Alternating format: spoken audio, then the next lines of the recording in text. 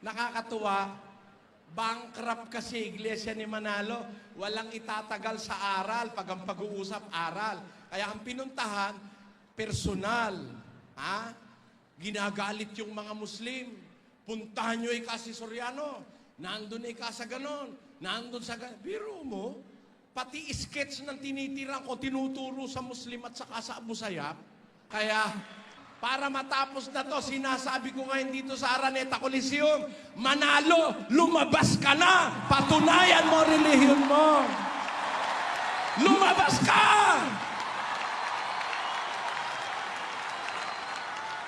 Yan ang dapat.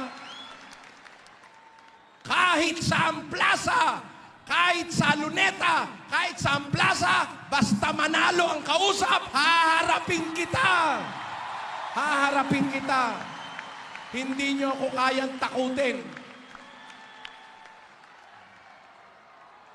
Sige, Manalo, lumabas ka. Patunayan mong sugo ang tatay mo. Tutol ako. Hindi sugo ng Diyos si Felix Manalo. Sugo ng demonyo si Felix Manalo.